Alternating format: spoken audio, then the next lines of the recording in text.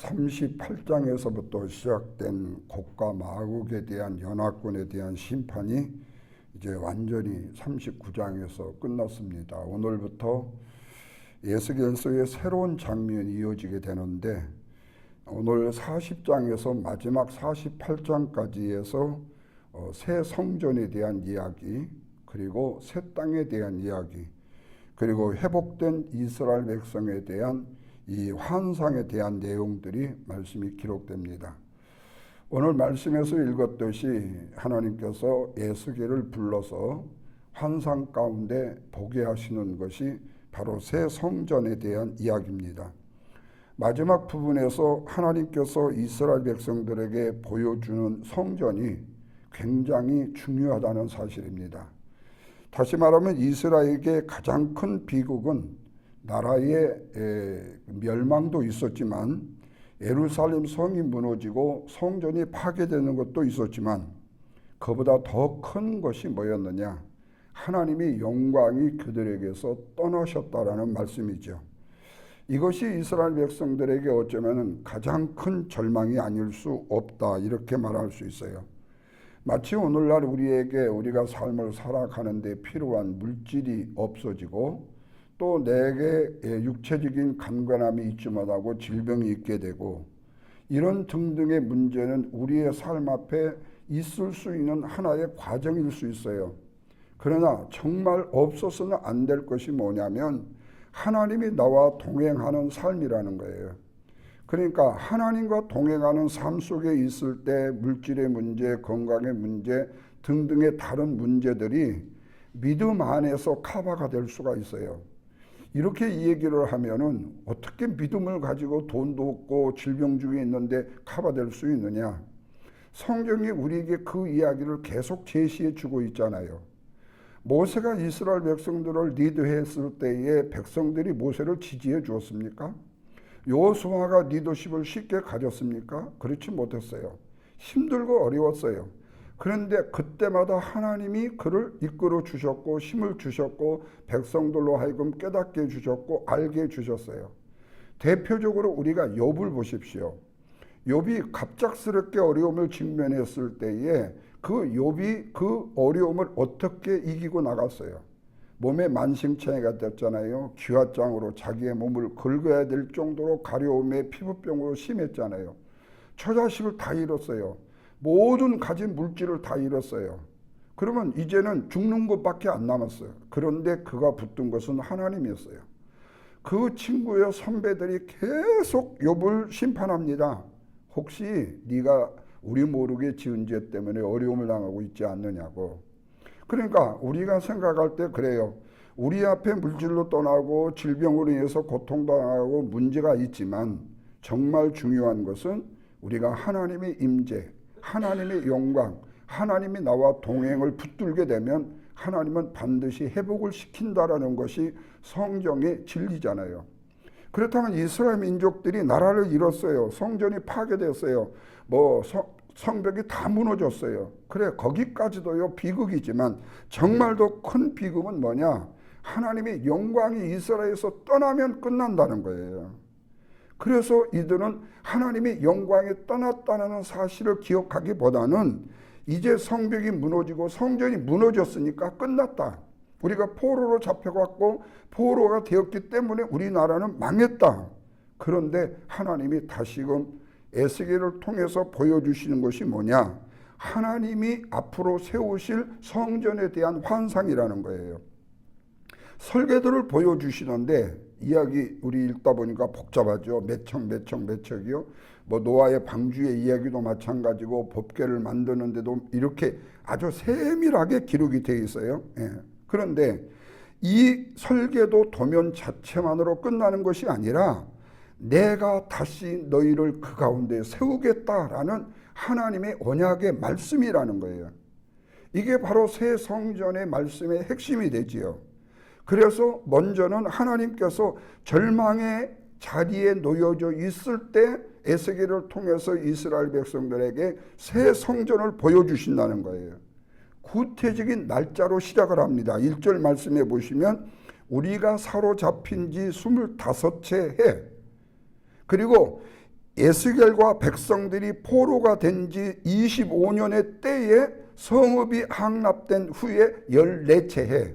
그러니까 25년은 이미 포로가 되었던 거고 예루살렘이 멸망한 것은 14채 해. 그러니까 이미 예루살렘이 무너진 지 14년이 지났다는 거죠. 그러면 이 14년이라는 기간은 우리로 하거든요, 절망할 수 있는 시간이고 포기할 수 있는 시간이고 현실 자체에 내가 익숙해질 수 있는 시간이에요. 왜?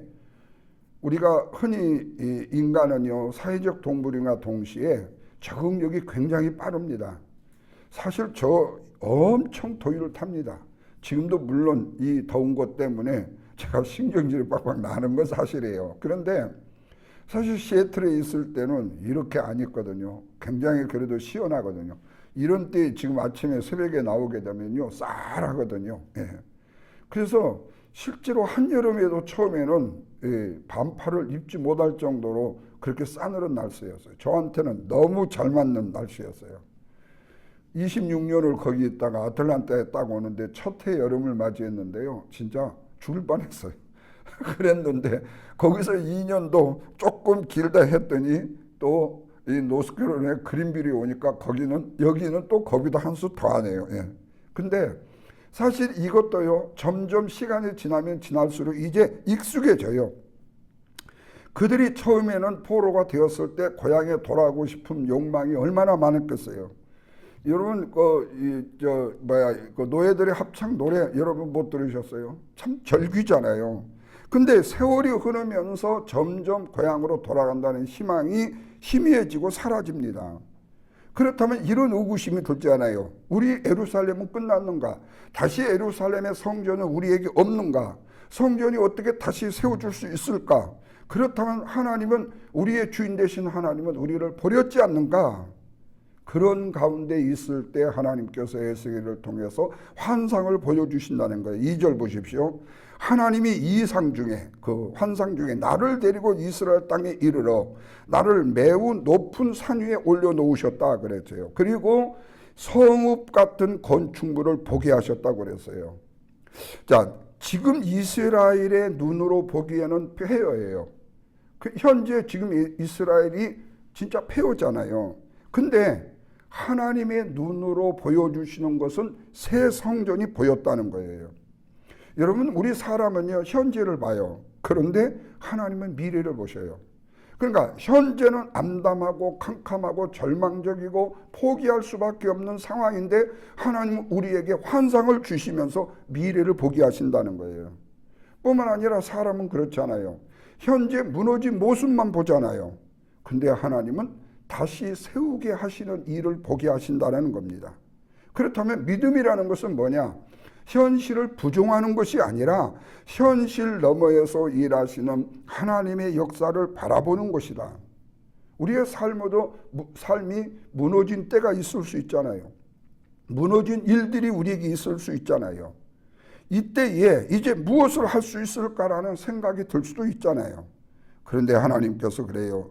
네가 보는 폐허가 마지막이 아니라고요. 다시 말하면 우리가 절망하고 우리가 포기했을 때 하나님은 새로운 일들을 시작하시더라. 그러면서 3절에 보니까 놋같이 빛나는 한 사람을 보여주세요. 근데 그 사람의 손에 3줄과 측량하는 장대가 있더라. 다시 말하면 건축을 위해서 준비하는 3줄 측량대가 있더라. 여러분, 하나님은 이 말씀을 통해서 다시 세우신다라는 뜻을 묵시적으로 보여주는 거예요. 그런데 이 측량줄과 3대가 누구한테 필요하느냐? 무너뜨리는 사람한테는 필요 없어요. 그냥 무너뜨리면 돼요. 그런데 건축하고자 하는 사람에게는 측량줄이 필요해요. 그렇다면 지금 에스겔이 본 이 측량줄은 심판 이후에도 하나님의 계획은 이스라엘을 향하여 아직도 끝나지 않았다는 사실이죠. 우리 늘 하는 얘기가 있어요. 성경을 통해서, 지금까지 말씀을 통해서 우리는 끝났다고 생각하지만 하나님은 끝난 게 아니고, 심판이 있었다고 하지만 끝난 게 아니고, 그리고 절망이 있었지만 끝난 게 아니다. 그러면서 4절에서 그 사람이 에스겔에게 이렇게 말해요. 인자야, 내가 내게 보이는 그것을 눈으로 보고 귀로 듣고 내 마음으로 생각해라. 세 가지로 말하잖아요. 눈으로 보고 귀로 듣고 마음에 두어라. 바로 그래요. 하나님의 말씀은 귀로 듣는 것만이 아니고 눈으로 하나님의 역사를 바라보고 귀로 하나님의 말씀을 들으며 그 말씀을 마음속 깊이 간직하는 것이다. 왜냐하면 에스겔이 본 것은 이스라엘 백성들에게 있는 그대로를 가감없이 전해야 되기 때문이에요. 그래서 여러분, 절망하는 사람에게 정말 중요한 것은 절망에 대한 설명보다도 하나님께서 준비하시는 미래를 그들에게 설명해 줄 수 있는 기억력이 필요하다. 그래서 하나님이 우리에게 은혜를 주실 때요, 우리는 하나님의 말씀을 들어야 되고요, 그걸 마음에 간직해야 되고요, 하나님을 바라볼 수 있는 믿음이 있어야 된다. 바로 이것을 에스겔을 통해서 첫 번째로 보여주셨어요. 두 번째로는 바깥들의 동쪽 문에 대한 하나님의 나아갈 길을 보여주는 거예요. 이제 내일부터 계속되는 문에는 바깥들, 지금은 동쪽 문이지만 남쪽 다른 등등의 문들을 쭉 또 얘기합니다. 5절부터 보시면 성전의 구체적인 측량이 시작되는데 먼저 성전 바깥을 둘러싼 담을 측량을 해요. 그리고 6절부터는 동쪽을 향하는 문과 바깥들 동문을 측량합니다.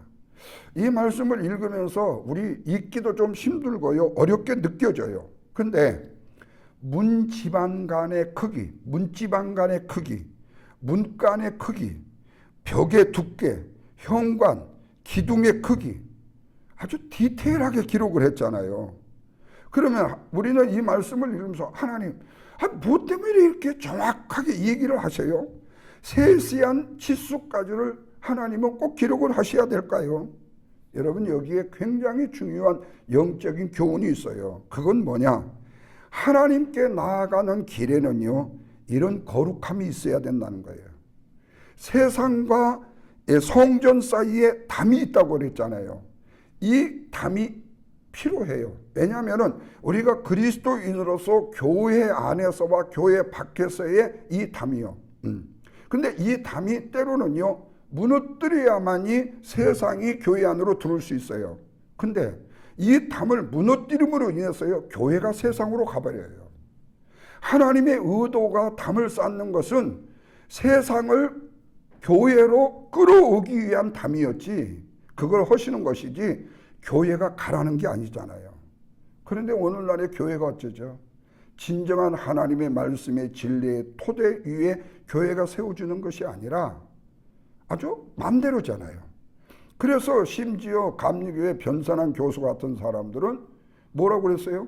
모든 종교에 다 구원이 있다. 불교도 유교도 뭐 어디에도 다 구원이 있다. 심지어는 거기까지 나가버리는 거예요. 거기까지 나가버려요. 우리 기독교인들이 왜 종교인들 간에서 똘루미가 되고 외톨이가 되는가? 그건요, 오직 예수 외에는 구원이 없다라는 말 때문에 똘루미가 되고 그리고 외톨이가 되는 거예요. 다시 말하면 세상의 종교 이야기는요, 윤리와 도덕으로 바른 길을 살아라. 이것이 세상의 종교예요. 그러나 너희가 하나님의 진리의 말씀, 네 죄를 사해 주신 예수 그리스도의 보혈의 피를 힘입고 그 부리지를 통해서 하나님의 나라의 백성이 되어가는 것, 그리고 잃었던 하나님의 형상을 다시 회복하는 것, 이게 바로 너희가 가져야 될 진리라는 사실은 누구도 얘기를 안 해요. 여러분, 우스운 얘기 있잖아요. 석가모니 선생이 마지막 숨을 거둘 때에 제자가 물었다고 하잖아요. 진짜로 선생님, 천국이 극락이 있습니까? 그랬더니 그분이 할 수 있는 얘기가 나도 가봐야 안다. 그러면 마지막으로 하실 말씀이 뭐 있습니까? 그랬더니 내가 아무개 집에 옛날에 닭 한 마리를 내가 얻어왔는데 그걸 못 갖고 간다. 그런 우스꽝스러운 얘기도 있어요. 다시 말하면 그래. 근데 예수 그리스도는 분명하게 얘기를 하잖아요. 그런데 어떻게 우리가 세상의 종교에 우리가 혼합될 수가 있어요? 그러니까 외톨이가 될 수밖에 없어. 그런데 세상적인 지식의 의미에서는 기독교인들은 짠짠하다, 지백히 모른다, 이기적이다, 그리고 독선적이다 이런 얘기를 해요. 좋아요. 독선적이고 이기적이고 뭐해도 진리는 진리로 변할 수가 없어요. 그러니까 세상과 함께 혼합되어서 거기에 어불하게 그냥 갈 수가 없다는 거죠. 그래서 5절 말씀에 에스겔이 가장 먼저 본 것이요 성전을 둘러싼 담이라고 그랬어요. 이 거룩감을 지키는 거예요. 그러니까 교회가 세상으로 더럽히지 말아야 될 이유는 이 거룩한 담 때문에 그래요. 외부의 침입을 막기 위한 시설도 될 수 있지만 이 환상을 통해서 보여주는 이 담은 거룩한 것과 속된 것을 구별하는 경계의 의미를 갖고 있다는 거예요. 문제는 이거예요. 왜 이스라엘 그런 거룩한 성전을 잃어버렸어요? 수십 번 얘기했죠. 하나님의 거룩함을 가볍게 여겼기 때문에. 성전 안에서 우상을 섬겼고 하나님에 대한 예배를 버리고 죄악된 삶을 가졌기 때문에. 그래서 여러분 예수님이 예루살렘 성에 오셔가지고 그 6월절에 비둘기 팔고 장사꾼들한테 뭐라고 그랬어요? 뒤집어 엎었잖아요. 왜 강도의 구렬로 만드냐고 말씀드렸죠. 그들이 제사장과 내통해서 이 디아스포라 된 사람들한테 파는 비둘기 값을 5달러인데 원래는 5달러인데 15달러를 받아. 거기서 남는 10달러 가지고 제사장들하고 둘이 빤빤히 나누는 거예요. 그리고 거기서 가판을 놓고 장사할 수 있는 그 대리권도 제사장들이 주는 거예요. 다시 말하면 교회와 그러니까 당시의 성전과 이 사람들이 결탁한 아주 모사꾼들이었던 거죠. 그래서 강도의 구렬로 만든다고 예수님은 말씀하셨다. 세상 사람들은 못 봤는데 주님은 보셨다는 거예요. 오늘날 교회가 마찬가지 아니에요. 세상에 다른 윤리와 도덕을 가지고 교회를 접근에 올려하고 교회의 진리를 망가뜨리려고 하고 슬금슬금 기어 들어오는요. 이걸요 목회자는 볼 수 있어야 된다는 거예요. 만약에 목회자가 그것도 구별하지 못하고 그걸 단절하지 못하고 잘라내지 못하면 목회를 어떻게 하겠어요? 교회를 세속화로 교회를 만들어겠어요. 여러분 공산화 되어지고 사회주의가 되어진 과정을 보십시오. 스물스물이지 한꺼번에 절대 안 돌아요. 그러니까 중요한 것은 그래요. 미세한 것이라도 그 거룩한 벽을요 뚫고 들어오려고 했을 때에 그걸 커버할 수 있는 영적인 능력이 중요하다. 그러니까 이스라엘이 예루살렘 그 거룩한 성전을 잃어버린 게 그래요. 말씀은 제가 드렸을 거예요. 고린도 교회의 성전을 보십시오. 다 무너졌지만요. 거기는 매춘의 장소였어요. 매춘의 장소였어요. 하나님의 거룩한 성전이요 매춘의 장소였다니까요. 그 정도로 성전이 타락을 해버렸어요. 그러니까 돌 위에 돌 하나 남지 않고 주님이 다 무너뜨린다고 말씀해요. 그렇기 때문에 다시 세워질 공동체는 거룩한 공동체여야 된다. 오히려 이것이 우리의 삶에도 적용이 될 수 있잖아요. 우리는 마음으로라도요 하나님께 가까이 가기를 원하잖아요. 은혜 받기를 원하고 성령 충만함을 원하잖아요. 그런데 하나님께 가까이 가면 갈수록 더 중요해지는 것이 있어요. 그건 뭐예요? 거룩함이에요. 그래서 아브라함이 하나님 앞에 설 때에 내 신발을 벗으라고 했고 그 다음에 이사야가 주님 앞에 하나님 앞에 설 때에도 바로 뭐요? 입술을 찢어주시고 나를요 정결케 해달라고 그래요. 그 거룩함이에요. 그러니까 우리가 주님 앞에 나아가는 것은 예수 그리스도께서 우리를 그냥 죄인을 받아주신다는 건 너무 쉬워. 근데 그것을 너무 쉽다라고 생각하면 안 된다는 거. 우리 입장에서는요. 이건 너무 귀하고 거룩한 일이라고 생각해야 되는 거죠. 그러니까 은혜라는 것은 거룩함을 필요 없게 만드는 게 아니에요. 사랑이라는 거 마찬가지예요. 교회는 사랑이 있어야 돼요. 은혜가 있어야 돼요. 그러면 은혜면 사랑이면 모든 것이 패스? 근데 그 사랑에 책임이 붙는다는 거예요. 그 은혜에 책임이 붙는다는 거예요. 제가 글 쓰면서 이거 칼럼에 그렇게 얘기했죠. 우리가 노인이 된다는 거하고요. 다시 말하면 나이가 먹어간다는 것은요. 노인이 되는 거하고 어른이 되는 차이점이에요. 노인이 되어가는 것은요. 어른이 되어가는 책임이 없기 때문에 노인이 돼버려요. 그러니까 폄하되는 거예요. 그러니까 방송에서 여러분 보십시오. 한국 방송에서 70세 노인이 70대 고령이 이렇게 아나운서들이 젊은이들이 얘기를 해요. 어른이라고 얘기를 안 해요. 그게 사회적인 통념이에요. 근데 우리가 교회 안에서요. 만약에 교회요. 제가 강단에 서가지고 우리 김 장로님 노인, 뭐 누구 장로님 노인 아니면은 뭐 노인 이렇게 얘기하면 어떨까요? 저 싸가지 없다고 그럴 거예요. 세상 말로 말하면요. 그렇게 할 수 없어요. 그렇게 한다면 그 목사도 조금 진짜로 언어의 순환이 필요해요. 우리는 보통 다 어르신이에요. 우리는 그분을 어른으로 보는 거예요. 노인으로 보는 게 아니잖아요. 똑같은 의미예요. 오늘 우리가 은혜라는 것과 사랑이라는 것도요, 거룩함을 필요 없게 만드는 도구가 아니라 우리를 거룩함으로 은혜로 이끌어가는 도구가 돼야 된다는 거예요. 그래서 하나님께 나아가는 문은 질서 있게 준비가 된다. 그래서 6절에서 마지막 16절까지 문간, 문지방, 문지기방, 현관, 기둥 반복해서 측량이 돼요. 모든 것이 정확하게. 다시 말하면 하나님의 성전이 아무렇게나 만들어진 공간이 아니라 대충 만들어진 게 아니고 어설프게 만드는 것이 아니고 하나님은 질서의 하나님이시다. 이스라엘 백성들의 모든 죄악을 무너뜨리고 나라의 질서가 무너지고 예배의 질서도 무너지고 하나님과의 관계도 다 무너져 버렸기 때문에 하나님께서 다시 회복을 하실 때에는 무너진 질서를 이렇게라도 다시 세우시겠다 그 말이에요. 오늘 우리의 신앙생활에도 영적인 질서가 필요하잖아요. 말씀과 기도의 질서가 필요하고요. 예배의 질서가 필요하고요.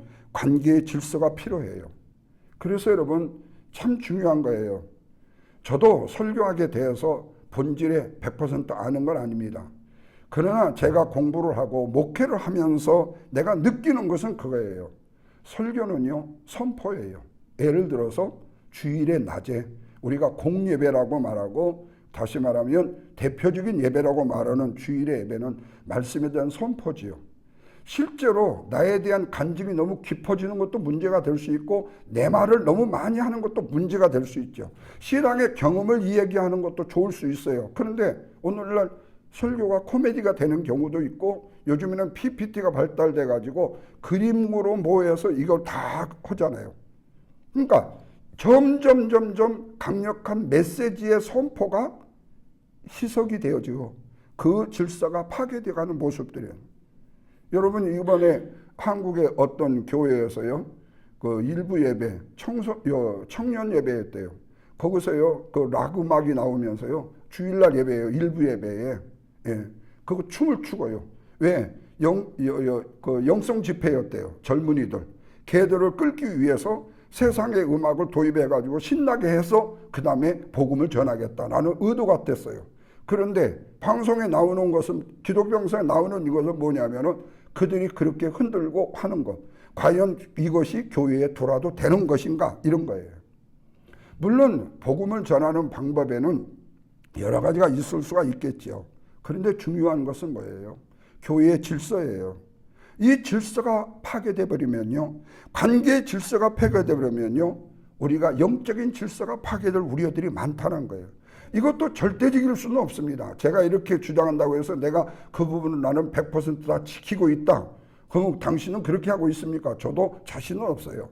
그러나 우리가 최소한도 이 의도는 알아야 된다는. 그래서 우리가 우리가 주님 앞에 엎드려 무릎을 꿇는 것도 주님, 오늘 하루를 주님께 드립니다. 이게 자체가 바로 우리가 새벽에 엎드리는 아름다운 모습이 아닙니까? 동문은요, 앞으로 들어오실 하나님의 영광을 기다리는 문이에요. 그래서 오늘 본문에서 특별히 주목할 것은 바로 동쪽 문이에요. 그래서 에스겔서의 동쪽은요, 굉장히 중요한 방향이기 때문에요. 그리고 10장에서 1장까지의 그 예루살렘 성전의 거룩함이 떠나버렸잖아요. 동쪽 문으로 떠나버렸다고 말씀해요. 10장하고 11장 에스겔서의 말씀에 보면요. 그러니까 뒤에 가서 43장의 말씀에 보면요, 놀라운 장면이 나타나는데 동쪽 문으로 떠났던 하나님의 영광이요, 다시 동쪽 문으로 들어오기 시작해요. 이런 면에서 봤을 때 오늘 본문 40장은요, 동문을 측량하는 이 장면은요, 43장까지 연결해서 앞으로 보겠지만요, 감격스러워요. 떠났던 하나님의 영광이 다시 돌아오는 길이 준비되고 있다. 여러분, 한 교회에서 선교사님을 자꾸 오지에 파송을 했어요. 그런데 그분이 수십 년의 사역을 마치고 돌아오셔요. 대통령 훌륭한 사람들은요, 비행기에 돌아올 때 레드카펫을 주어가지고 은퇴도 환영하고 뭘 환영하는데, 정말로 생명을 바쳐서 사역을 감당했던 그분이 돌아올 때에 아무도 환영해 준 사람이 없어요. 육체적인 질고만 짊어졌고 세상에 육체적인 노쇠함만 가지고 와요. 그러면은 그 모습에서 우리가 영광스럽게 볼 곳이 없어요. 왜? 젊었을 때 88을 떠났는데 다 노후가 돼가지고 돌아올 때예요. 그러나 하나님은 그렇게 보시지 않는다. 우리는 아이고 죽도록 고생하다가 저렇게 노인 돼갖고 왔네. 이게 일반적인 생각일 수 있죠. 그러나 하나님은 그렇게 보시지 않는다. 하나님의 임재는 진정한 회복이라고 말씀드렸죠. 건물이 아름답고 프로그램이 많고 사람들이 많이 모이는 곳으로 충분하지 않다. 그곳에 하나님의 영광이 있는가? 오늘 우리의 개인의 삶에도 하나님의 영광의 임재가 있는 주의 은혜가 날마다 충만해야 된다. 이 은혜와 은총을 이 아침도 우리가 함께 주님이 우리에게 허락해 주신 은혜로 누리고 감사하며 기쁨으로 살아가는 우리의 삶이 되기를 주님의 이름으로 부탁드립니다. 기도하겠습니다. 하나님 고맙습니다. 오늘 우리의 연약한 모습들입니다. 부족한 모습입니다. 우리가 하나님의 은혜와 사랑을 외치지만 실제로 하나님의 은혜와 사랑이 얼마나 소중하고 귀한 것인가에 대한 책임은 우리가 묻지 않을 때가 많습니다. 우리의 입술로는 사랑과 은혜가 풍성해지지만 진정한 삶의 은혜와 사랑은 우리 속에 없을 때도 많습니다. 주님, 오늘 하나님이 우리에게 원하시는 것은 형식의 믿음이 아니라 우리의 삶의 믿음입니다. 우리가 우리의 삶을 통해서 부족하지만 연약하지만 우리 하나님이 기뻐하시고 원하시는 삶의 아름다운 모습으로 회복시키시는 하나님의 은혜를 경험하는 우리 모두가 되게 하여 주옵소서. 피폐한 예루살렘 그리고 무너졌던 성벽 그리고 성전을 다시 세우시는 에스겔의 환상을 통해서 우리는 하나님의 영광을 보게 하여 주시고 또한 우리의 마음에 무너졌던 성벽도 성전도 다시금 회복할 수 있는 주의 은혜가 오늘 말씀을 통해서 주어진 은혜 가운데 있게 하여 주시고 우리의 삶의 날마다 회복으로 나아가는 하나님의 임재의 축복을 누리는 복된 영혼들 되게 해 주옵소서. 하나님의 임재를 통해서 내 영혼이 잘되고 범사가 잘되는 축복을 누리게 하시고 질고의 문제, 아픔의 문제, 관계의 문제 그리고 가족의 문제, 자녀의 문제 또한 물권과 용권의 문제를 해결받는 놀라운 주의 축복이 있게 하여 주옵소서. 내일도 거룩한 주일입니다. 흩어졌던 성도들 한 자리에 모여 예배할 때 함께 모여 예배의 공동체로 모이게 하시고 주님을 경배하며 찬양하며 영광을 돌리는 예배의 성공자들이 되게 하여 주시옵소서. 예수님의 거룩하신 이름으로 기도하옵나이다. 아멘.